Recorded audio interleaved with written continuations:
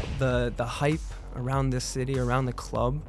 I knew it was a soccer town. My grandfather told me, he used to come and play here when he was younger, so it was kind of like he knew. And I just kind of started researching just, what soccer meant to this city. And it just seemed like this year was going to be incredible for the city. And it has been. It's been amazing. And I'm so happy that I get to be a part of it.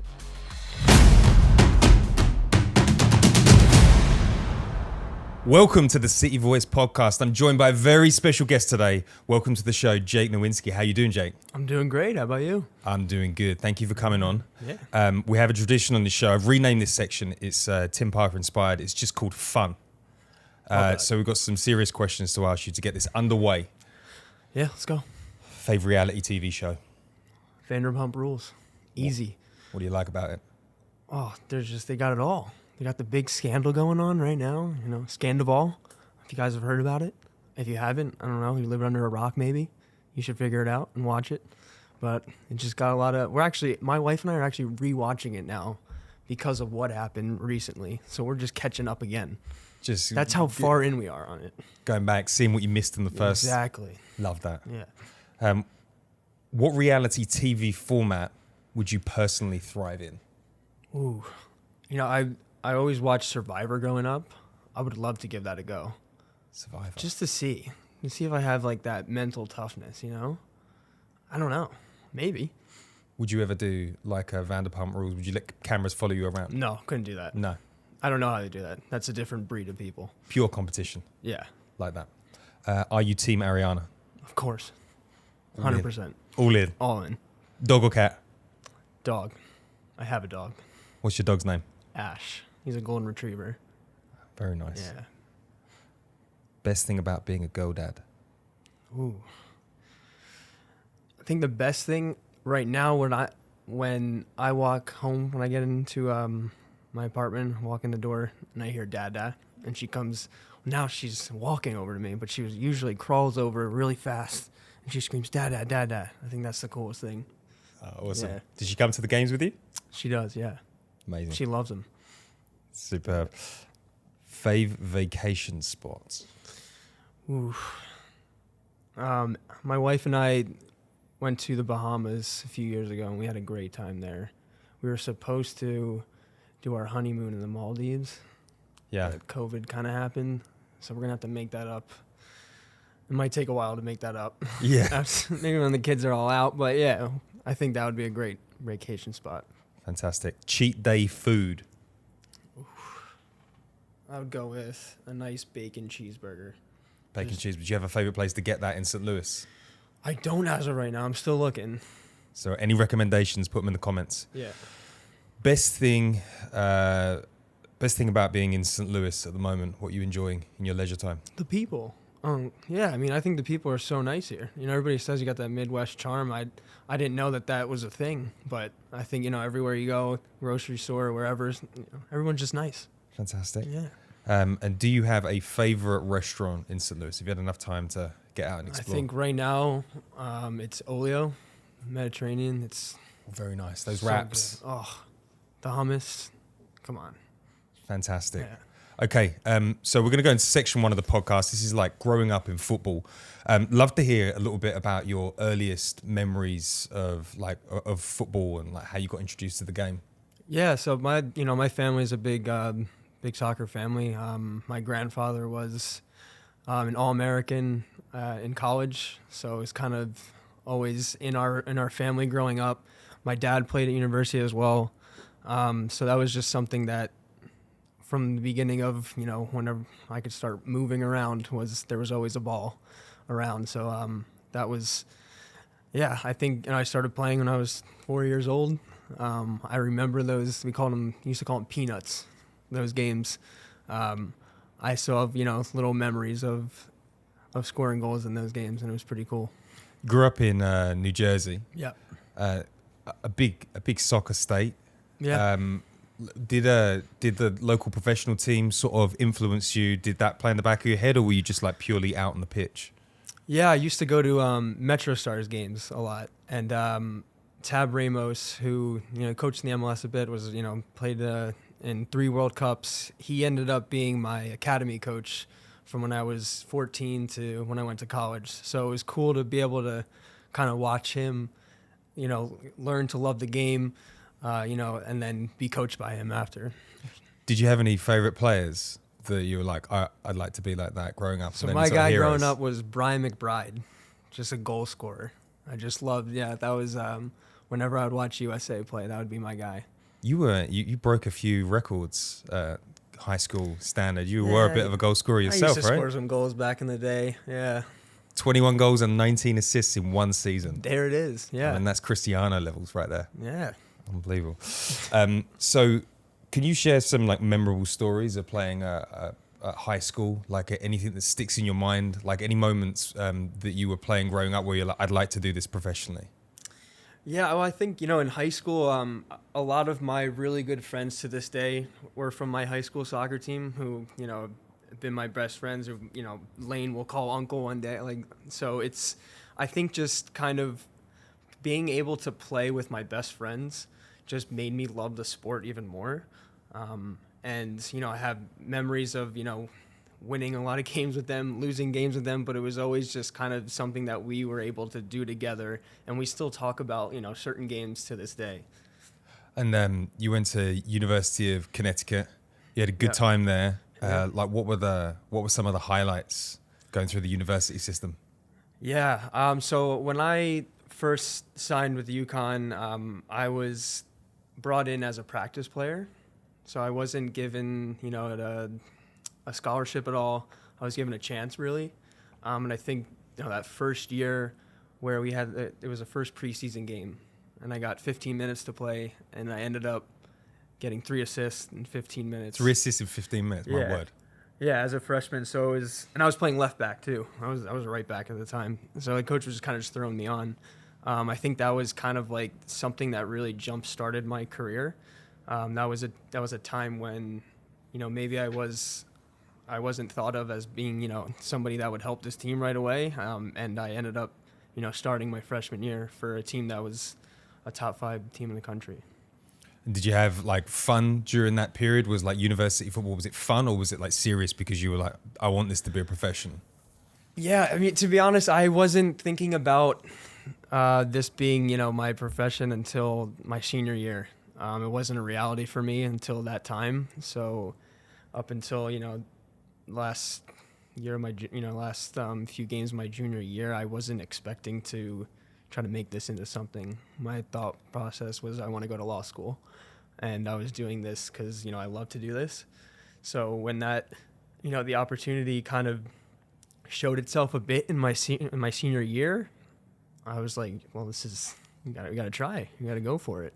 How does it show itself? Is it do you get encouragement from coaches? Does sort of outside scouts like get in your ear, or is it just like desire takes over? Yeah, I think it was, my coach going into my senior year, preseason, he kind of sat me down and said, you have a real chance, to be one of the best defenders in the country. And from there, maybe we can get you into the combine and kind of see if you can make it. So it still wasn't like anything that was like set in stone or something that I thought I would have ever been, drafted. But I had a pretty good senior year, and I was able to, make that MLS combine, and I showed out pretty well. And you went through the draft process. Number 7 pick? Number 7 pick, yeah. That's pretty early, right? Yeah. Compared to what others go through. Did you know that you were going to get picked early? Like, no whispers, or is it just like you were sitting in front of the TV or in a room or whatever it is? So the night before, the draft was in LA. I have family that live in LA, so I was staying over at their house. And I had an agent at the time that wasn't, he's my agent now. He wasn't my agent officially yet, because he didn't know if he wanted to take me on. He didn't know if I was going to, make it or not. So I had a phone call with him around like 9:30 p.m., like the night before the draft, and he kind of told me, he's like, yeah, you might go in the 4th round, so there's no need to show up to the draft. Like, don't worry about that. You'll probably just get a phone call, if anything, the next day later. Then he I wait a few hours. I couldn't sleep anyway. You're not able to sleep like those nights, when something big could be coming. So then he calls me back at like 11:30. He's like, all right, I talked to a few teams. Maybe you go second, third round now. So if you have a suit, like just be prepared. I'll call you in the morning and we'll see. And I'm like, all right, well, I can't, there's no way I can sleep right now. You're just going to keep calling me. He calls me again at 1 a.m. and he's like, all right, you need that suit. I'll meet you there tomorrow morning. I'll meet you at the draft. And he's like, I think you're going to go first or second round. And then I found out, I'm sitting with everybody in the draft. My agent's behind me. He taps me on the shoulder right before the 7th pick. He goes, this is going to be you. And 5 seconds later, they say my name and I get drafted. So it wasn't something I thought of at all. What are the feelings like when that happens? I mean, it was crazy. I had my dad right by my side, and I was just kind of sitting there when they said my name, and my dad kind of like had to pull me up. I didn't even look at him. I didn't hug him. Like I wasn't even thinking. And we always joke about that now because we see whenever somebody gets drafted, they're all hugging their family and stuff. I'm like, God, I just totally just didn't even think of you right there. Like I was just totally out of the moment. It was surreal for me. But yeah, it was an incredible feeling. So you're on the East Coast, and then you're going the furthest place possible I could be drafted to. Yes. Double plane. Yeah. How long did it take for it to settle in? Okay, this is quite a big move. This is a whole different culture that I'm moving into. I only had 4 days before I had to report for preseason because Vancouver was doing preseason in Wales, so we had to go early because we had the Champions League as well. So those seasons start earlier than regular MLS season. So I only had 4 days. So I didn't really process it at all. I was on a plane. I was in Canada 4 days later on the West Coast. What? Sorry, I thought you meant Wales in Britain. Yeah. So I flew to Vancouver. Oh. Spent 2 days there. Yeah. In a hotel, and then we flew to Wales and did preseason there. What did you think of Wales? It was rainy. It was rainy. Yeah. We were in the middle of nowhere. No. Yeah. Had a night out in Cardiff though, so it was pretty fun. Yeah, I've had some nights out in Cardiff. That's an interesting city. Yeah, it is. So you shift. You're on a plane. You join up with the team. What is the shift from university to professional soccer like for a young man that's like an early draft pick? I mean, there must have been some hype around you at the training ground. Like we've got one of the best in the draft here. Yeah, I would say like the main difference was just like the speed. It's just the speed of play that everyone was playing at was just something that is not anything like college soccer, to be honest. So it was something that you're either ready to be in there or you're not. So it was something that you kind of just thrown into and see if you sink or swim. And I was able to swim a bit, so it was good. Was it nerve-wracking showing up to training every day? Like, how long did it take before you started to click with the squad? Yeah, it was intimidating, to be honest. I think the MLS in the 7 years that I've been here have changed a lot. I would even, going back to my rookie season, it was a lot of older guys, old school guys that, kind of make you work to gain their respect.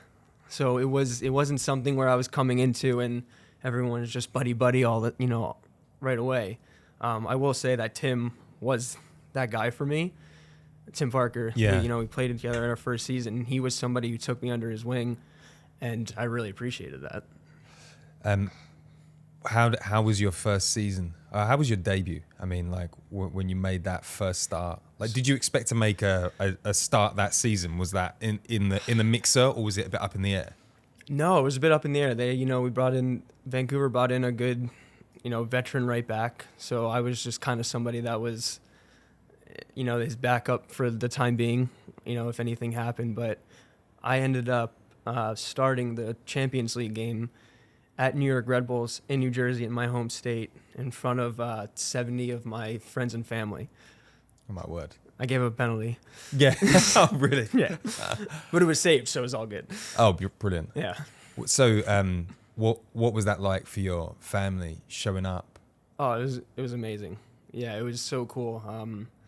I remember looking up and just seeing just a huge pocket of and that was everyone for me. And it was something that was really special. My grandfather was there, that he grew up loving soccer, watches it every day, still does to this day.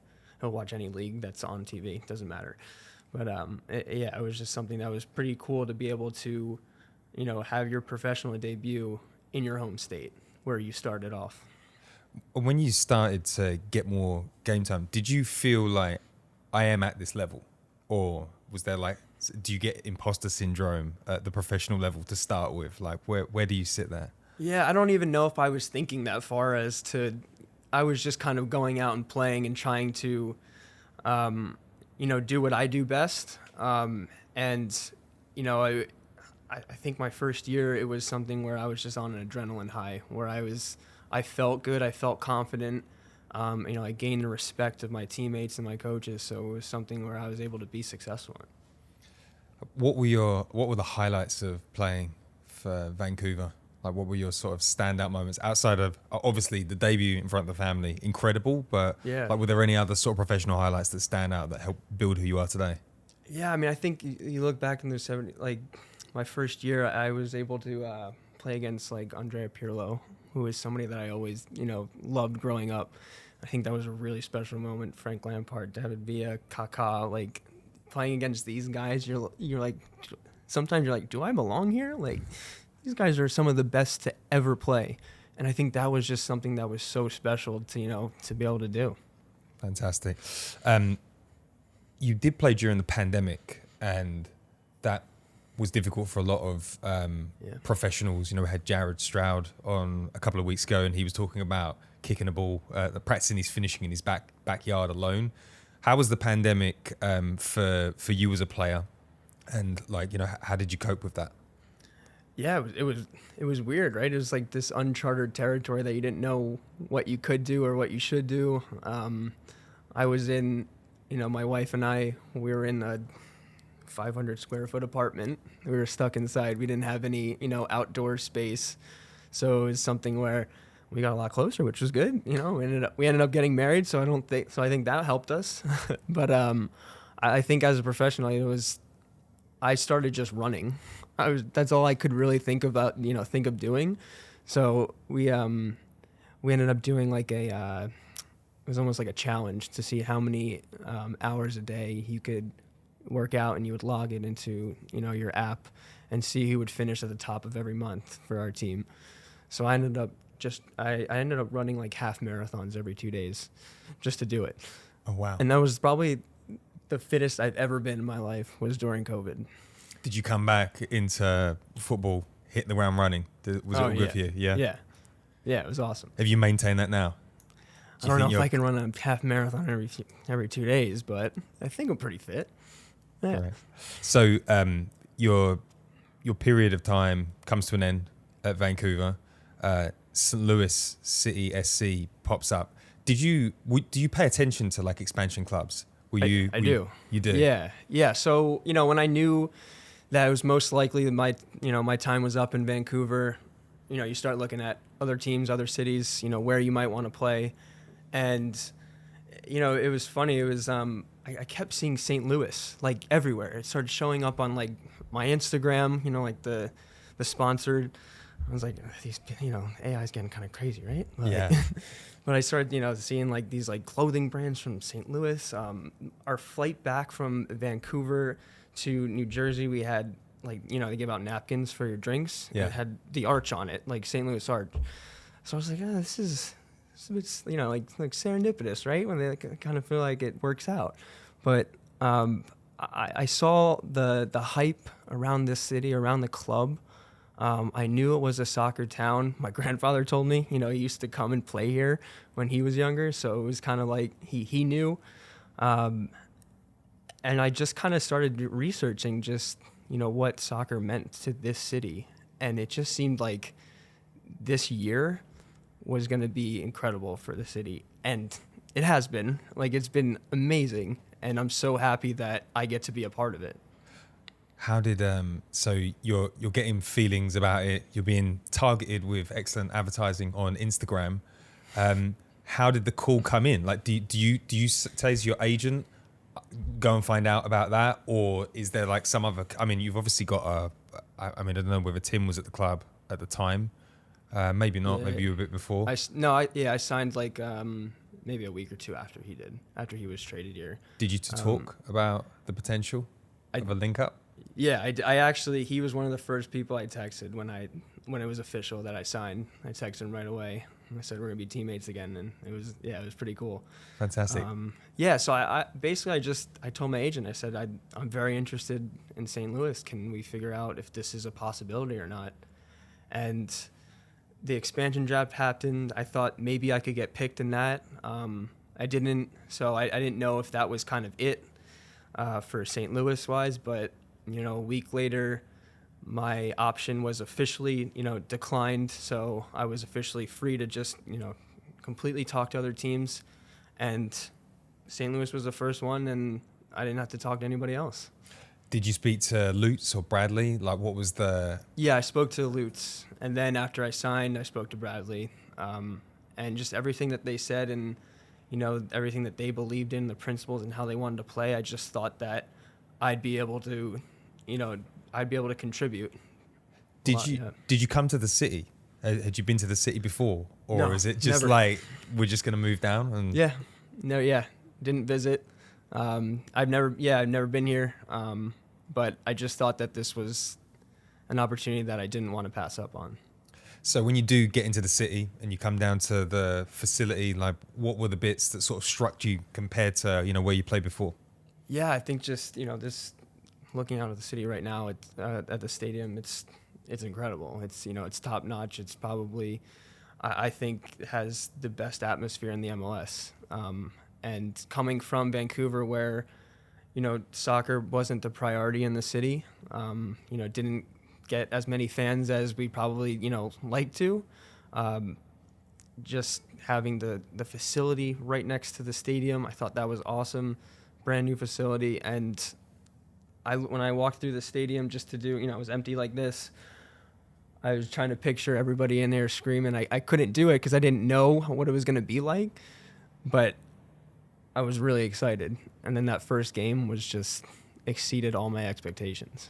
Did you think it would be as loud, as quick? No, I didn't.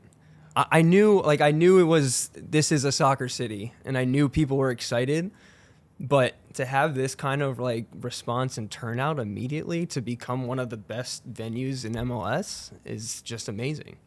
Do you hear the noise when you're playing, or do you zone out? Like, what does that fan influence do to your game, a home match? Oh, you always want to come out and play the best you can when you hear the fans. I think every time, a little half chance happens, you kind of hear the fans get excited. That gets you excited. That gets you want, to contribute, to try to help, to try to score. It's something that just kind of builds up your energy. And when it does happen and when we score, it's like a euphoria, it's pretty crazy. Do you have any peak moments that have happened in this stadium where you're like, I'll cherish that thing forever? Yeah, I think the first game, I'll always say it was a shot, not a cross, the first goal. Might have been an own goal, but it was pretty cool to be able to contribute to that first goal for St. Louis in our stadium. I think that's something I'll always cherish. Did your family have your family come down to see you play here? Yeah, they were here for the first game. They've been multiple times. They love it. My dad, after seeing the first game, he's like, "This is exactly where you're supposed to be. This is what professional soccer looks like." So it was something where he was kind of in awe of everything. Because he's been to Vancouver a bunch of times, and he hasn't experienced anything like this.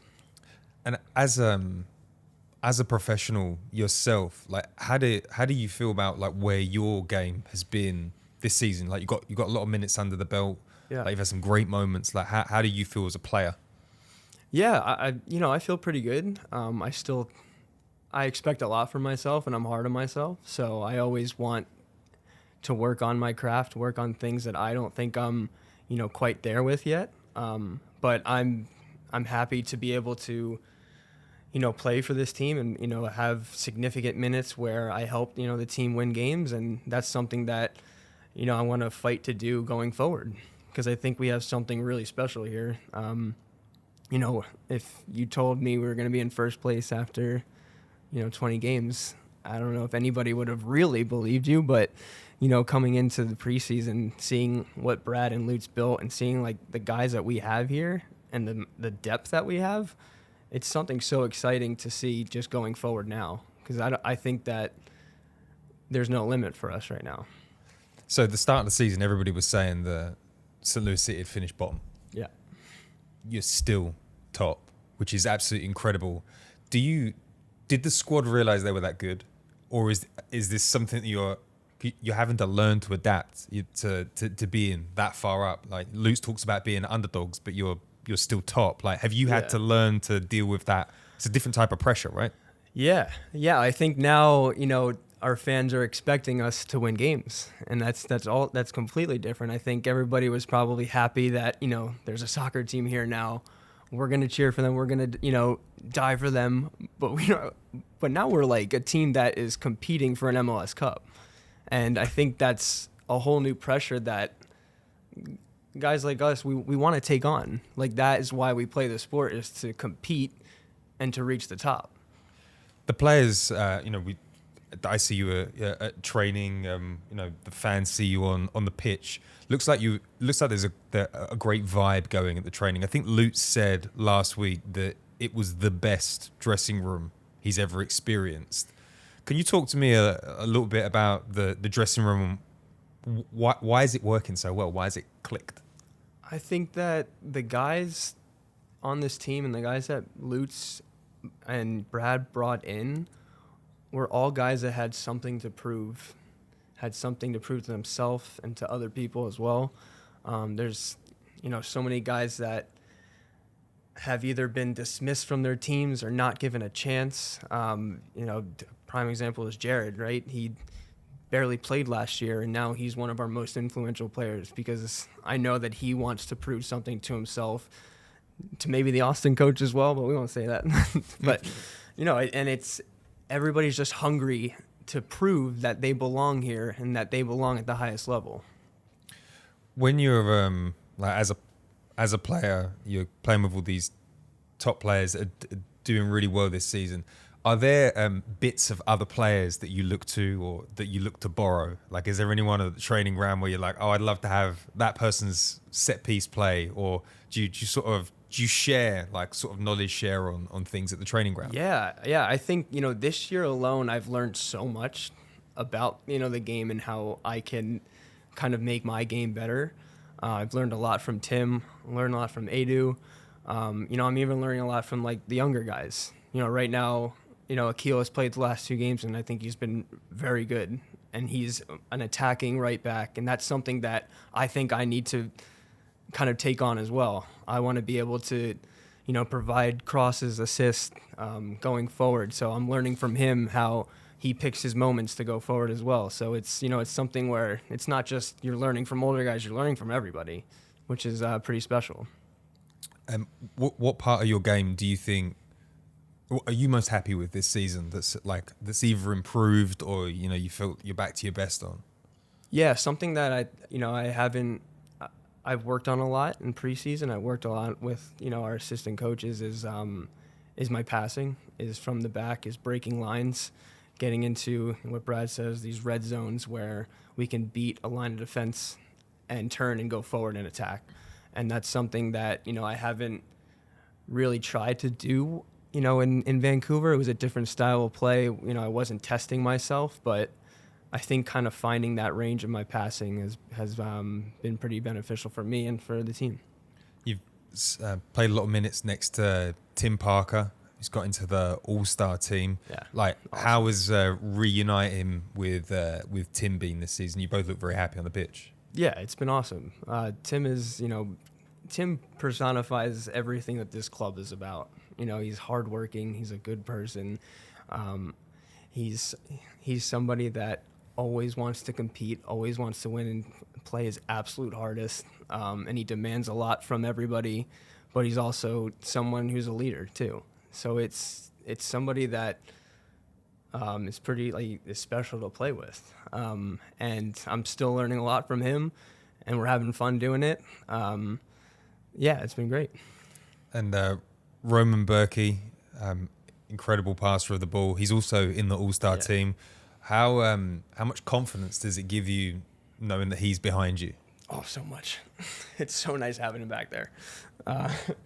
Some of the saves that he makes just out of nowhere where, maybe somebody misses a mark or somebody misses a tackle, having him back there has been probably our biggest, asset to closing out games and winning games where, soccer is such a fine margin of score. If it's 2-1, 1-0, it's something that having the best goalie in the MLS is always going to help us. We are top. You've kind of been there or thereabouts all season.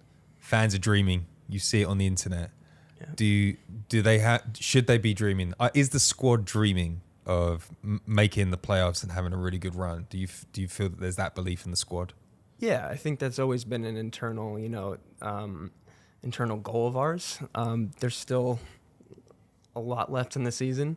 A lot could happen in, the last 14 games. But right now, we're happy where we are, but we still know that we can improve and we need to improve to get to where we really want to be. So I think right now we're taking these games one by one. Maybe when it gets closer to the end of the season, we reset our goals. But for right now, we're just going one game at a time. It's great. And to close out the podcast, City fans love watching you. Feels like you've got a great rapport with them. Do you have like any sort of message to the fans for the rest of the season? First off, it's thank you. Thank you for always showing up, no matter what. I think something that really sticks out to me is the Cincinnati game where we were delayed, right? For, what was it, 2 hours, 3 hours? Yeah.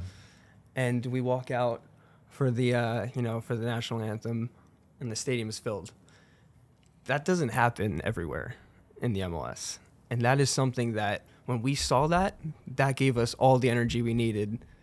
And we ended up winning that game 5-1 against that was a wild result against the best team right Top now team in the league. So it's a thank you. It's keep believing in us because we believe in you. We're all together for this, and let's just keep going. Let's see what else we got. What a great message. Jake, thank you for joining us on this. We'll hope to have you a little bit later on in the season. If you are listening to this on podcast, give us a 5-star review, say how much you enjoyed that interview, and we'll be back later on in the season with some more episodes. Thank you, Jake. All right, thanks.